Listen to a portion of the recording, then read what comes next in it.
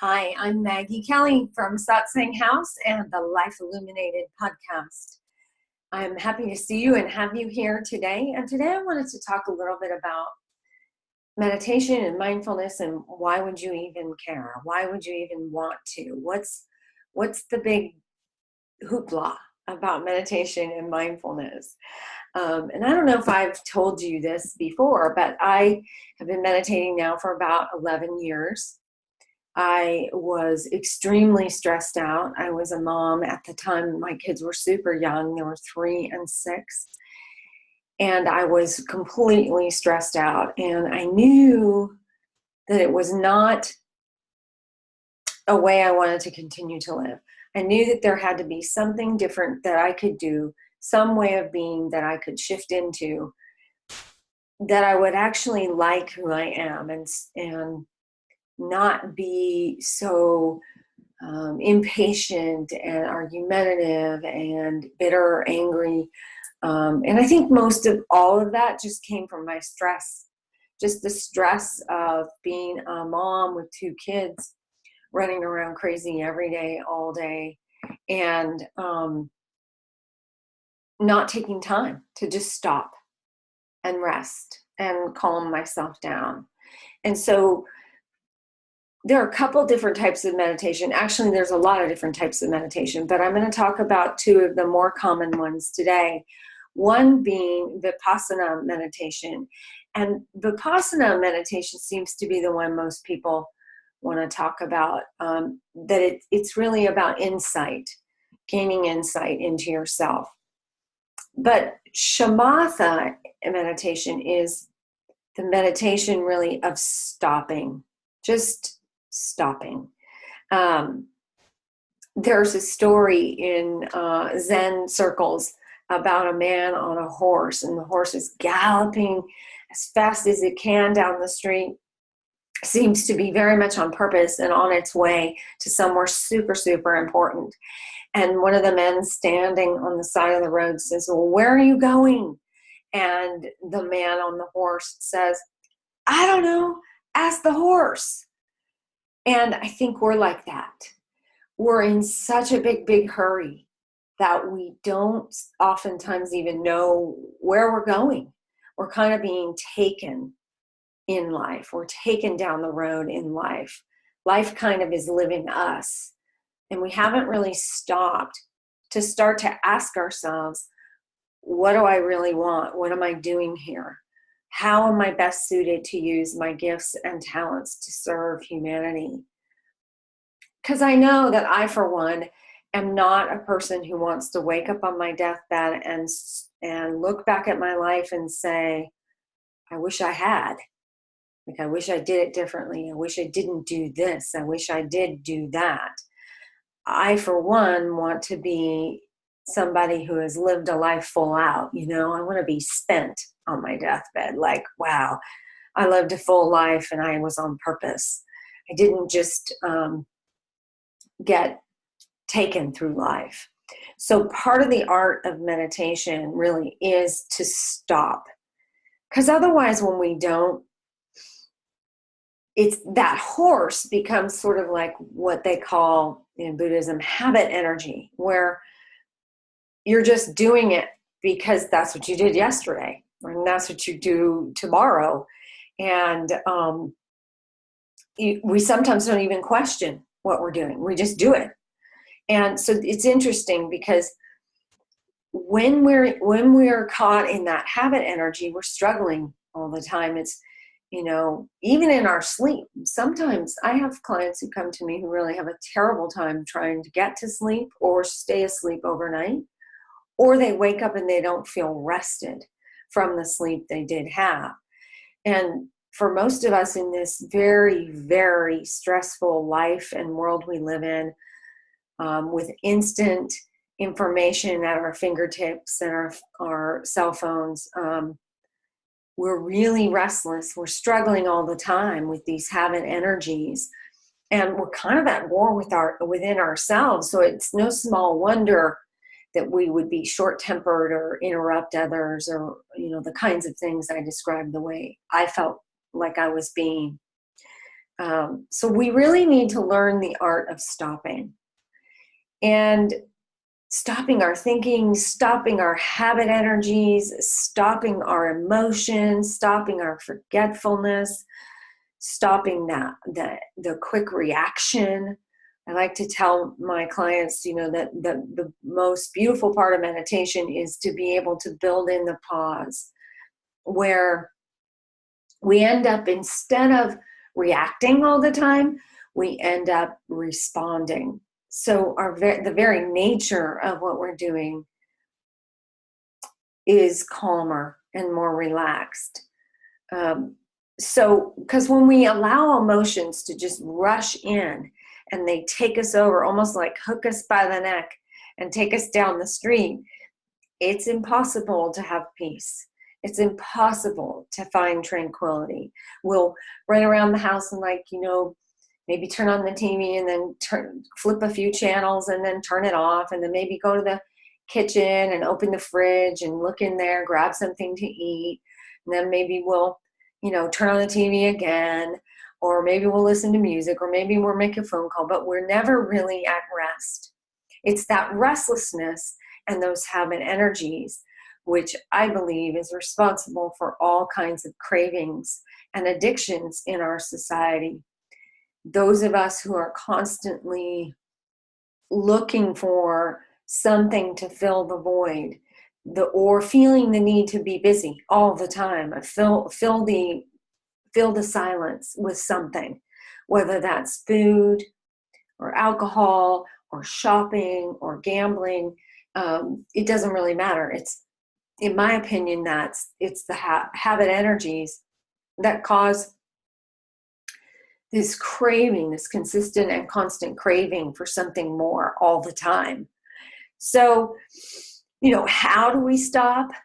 How do we stop our fears? How do we stop the despair? How do we stop the anger? How do we stop the memories that drive up some of these emotions? Well, first of all, we stop with mindfulness and practicing mindful breathing. That's one. I sometimes just instruct my students, take 3 giant mindful breaths at the stop sign, at the stoplight when you're driving. Just inhale to the very top of your lungs, hold it at the top, and exhale to the very bottom of your lungs, and exhale all the air out of your lungs to the very, very bottom, and hold it for a few seconds at the bottom, and then repeat that a few times. That's a really wonderful way to begin the practice of mindful breathing. Mindful walking is just what it sounds like, but it's a heck of a lot harder to do than you can even imagine. Just take your shoes off, let your heel touch the ground, and feel your foot and the pad of your foot, and then your toes come up before you take the step. That is a wonderful and beautiful practice in nature that teaches you to be mindful with every step, which is also a very beautiful, beautiful practice. You could practice mindful smiling like all day long. You could come up to somebody and be the first to say hello and smile. I think there's certain cities in the United States and culturally around the country around the world that I've been to, where strangers will automatically say hello to you, just out of the blue. And in some cities that I've been in the United States, I feel as though strangers don't want to say hello to you. And if you say hello first, they're almost shocked. And then there's other towns where everybody's friendly and there isn't anybody who doesn't say hello, and another who doesn't say hello back. So maybe practice mindful smiling, or the other practice of deep looking to try and understand. Because when we're mindful, we start to touch the present moment. And that's what meditation and mindfulness is all about. When we're touching the present moment, then we're also touching every bit of an experience. Like, for instance, when I'm my son is upset that I'm asking him to do something he doesn't want to do, sometimes his habit energy is to get really angry quickly. And mine, when I'm with him, would be to just jump on that bandwagon and get angry right back. But I'm practicing more and more in my conversations with him, creating that pause, creating a pause in our communication where I'm actually in the conversation as opposed to being hooked by some of his energy and being taken down a road that's not going to do either one of us any good. So, but sometimes it's harder, right? Because our habit energies, our habit responses comes out of our mouths or out of our hands before we even notice it. And they're sometimes a lot stronger than our desire to stop them. A lot of times we say and do things we really regret, and afterwards we have to go and make an amends or clean up the mess. And when we do this, we make ourselves and other people suffer. And we may say, oh, I'll never do that again. And then once again, our habit energies cause us to do it again. So we need the energy of mindfulness to help us recognize the present moment as it's unfolding and be present with our habit energy in order to stop the course of the interaction from going down a destructive path that we then have to clean up later, right? So with mindfulness, we really have the capacity to notice the habit energy as it arises, and then hopefully choose not to allow it to manifest, right? We could even just recognize it and say, oh, hello, habit energy, it's you again. No thanks today, right? So we have to retrain ourselves, because we all do this. This isn't like just you, and it isn't just me. It's everybody. So we all could do better in our relationships and in everything we're doing in life if we can begin to retrain ourselves to insert a pause into that interaction. Pause before we respond. Because if we don't pause before we respond, we're simply reacting, right? So in Buddhism, they call this the sacred pause. And it's that moment where we stop and we identify with the reaction we're about to have, but instead of reacting in that typical way, an automatic way we might have in the past, we actually create a pause and we choose a different way to break the spell of that habit energy and do it differently, other than the automatic response. So that's what's called the sacred response. So when we pause and we throw in that sacred pause, we're actually in the experience as the experience is unfolding. Just like that example I was telling you about a minute ago about walking meditation, feeling your heel, then feeling the side of your foot, and then feeling the pad of your foot, and then feeling your toes, and then feeling your toes coming off the ground. It's in those moments where we might be able to just stop. So the first function of meditation is literally to just stop. And that's shamatha, to just stop.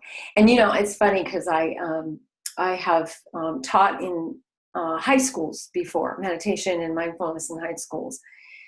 And these kids today, in our day, these kids that I am talking about are like 15, 16, 10th graders. And I don't think there's a group of kids more stressed out around us than our high school kids. They're studying, 3 or 4 hours a night. They go to school 8 hours a day. Some of them have after school sports and activities or competitions.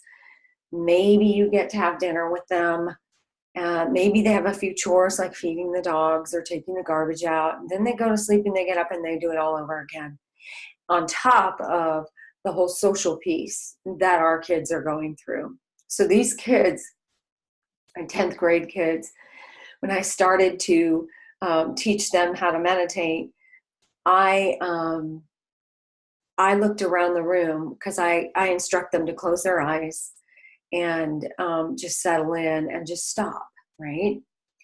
And as I lead them and guide them into meditation, um, I sometimes peek to see how everyone's doing. And I peeked one time and I noticed 11 of the 15 kids in the room were falling asleep. Their heads were bobbing. And, it's okay. It's fine if you fall asleep during meditation. There's nothing wrong with that. But what it means is that your body needs rest, that you need more sleep. That's your body's way of saying, thank you so much for stopping. Thank you so much for giving me permission to be wide awake and not doing anything, but just stopping. So that, I think, is really, really important. It's a great illustration of how we are right now, and you are too. In your life, you are too. There's no other time in your life that you're going to literally, that I can think of really, just stop during the day and not do anything. And the only other time is when we're asleep. So the second function of meditation is calming. And when we have strong emotions, we know sometimes that we can be destructive with those strong emotions. Like I mentioned with my son, if I respond to him in a certain way, what I say might be a destructive thing to have said to him, and then I'll have to fix it, or maybe he'll never forget it. I don't know. But we have to learn the art of breathing in and out and just stopping our activities and calming our emotion. Just stopping and calming. We have to learn to become solid and stable like a tree in the breeze and not allow every little thing to move us and shift us and shape our interactions. And we have to be able to roll with the storms that come. And it takes practice. None of us are going to be good at this at the very beginning. It's going to take practice. And then after the calming, okay, so it's stopping and calming, and then it's resting. The third function of shamatha is resting. Just think about yourself standing on a riverbank with a little, maybe a stream, standing on the bank of a stream. And you have a little pebble in your hand, and you throw this pebble into the stream. And you can watch how this pebble just makes its way slowly to the riverbed without any effort. And then it just sits there and allows the water to pass it by. So when we're practicing sitting meditation, try to see if you can rest like that pebble at the bottom of that riverbed. Just allow yourself to sink naturally into the position of sitting. And just rest without any effort whatsoever. We have to learn the art of resting. We have to allow our bodies and minds to rest. This is how we restore ourselves to a sense of wholeness in body, mind, and spirit. It's also the way where we can start to heal. Because without rest, we can't heal. If we have physical wounds in our body, we need to rest our body to be able to allow our body to heal itself. Like think about an animal, any animal who's been hurt in nature will typically go somewhere to just rest. And they won't even think about eating or drinking for the most part. They're just resting to heal. So calming allows us to rest. Resting is the precondition to healing. So we have to learn to rest. And lying down isn't the only position to rest. In fact, I tell my students, please do not lay down when you're meditating, because for the most part, we all associate laying down with falling asleep. So in meditation, I encourage my students to sit in meditation and just like that pebble, just settle into the resting position of the sitting. And, so during sitting or walking meditation, you can still rest. In fact, there are studies that prove that we get more rest in 30 minutes of meditation twice a day than we do in an 8 hours night of sleep. And that's pretty amazing. There are some articles and some backup research on my website at www.satsanghouse.net. That's SATSANG house.net, under Why Meditate, that gives you some research on meditation and the benefits of meditation that you can explore on there for more information about that. There's a lot of different kinds of studies about the benefits of meditation, but the idea of this restful awareness, because typically we're going through life in 3 states of consciousness. We're either sleeping, we're dreaming, or we're awake. Those are the 3 states of consciousness most of us live in. And there's actually 7 states of consciousness available to us. So the beginnings of being able to explore those other states of consciousness have everything to do with our ability to stop, calm, rest, and heal. And to give ourselves the permission. Because I think that, in that example of the kids that I taught, I'm sure that most of those kids who started to do the head bob were falling asleep in meditation because someone had given them permission to stop moving. And no one gives them permission to stop moving when they're awake at any other time of their lives.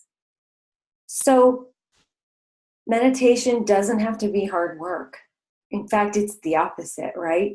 You have to remember that when you're in meditation, you're not trying to go anywhere. You're not trying to get somewhere. There's no place to go. There's nothing to do. That is the practice. That's where a lot of my students get tripped up. They think, oh, meditation, I'm supposed to just stop thinking altogether. I can't do meditation because I can't stop thinking. Meditation is not about having you stop thinking. We don't want you to stop thinking. We just want you to slow the thinking down, to give your mind and your body and your spirit a chance to just rest and rejuvenate and reheal, and then ultimately to reawaken. So stopping and resting and calming are the preconditions for healing. And if we can't stop, then the course of our destructive behaviors and our habit energies are just going to continue and take over, like they have probably for the most of our lives. I know they had for me, which is what drove me to shift in some way. And I found meditation to be the way for me to really shift my life. I'm nowhere near that same person that I was years ago before I started meditating. And really, honestly, the world needs healing. Don't you think? I think. Individuals and communities and nations need healing. And that's part of the reason why I opened a meditation house, was because I really believe in creating world peace one person at a time, or one meditator at a time. Because I think I woke up finally one day and just said, is this all there is to my life? Is this, I'm just going to relive Groundhog's Day every day, all day, every day? And what I found was, no, I don't have to. I'm really here for a greater purpose. I just need to figure out what that purpose is. But I can't figure out what that purpose is by striving and grasping and clinging and looking and, searching all the time for it. I have to be still and allow the answer to come. And really, honestly, just ask the question. Continue to ask yourself the question, how am I best suited to use my gifts and talents to serve humanity? What's my purpose? What's my dharma? And I can promise you that if you find a way to stop and calm and rest, when you ask yourself that question, in that stillness, the answer will intuitively come to you. You won't have to look for it. So that's all I have for today in this episode of the Life Illuminated podcast, and of this little video for you that are watching live. And I just wanted to let you know that if you have any interest in getting a hold of me, by all means, please email me at maggie@satsanghouse.net. That's satsanghouse.net. And I can be reached through Instagram and Facebook on Satsang House as well, or my public figure profile on Facebook, Maggie Kelly, Kelly. And I look forward to coming back and giving you a little more tidbits that just sort of float my way. And if you like this podcast, please, by all means, review it and rate it. And don't forget to subscribe so that you can have the next episode of the Life Illuminated podcast coming right to you live and when it airs.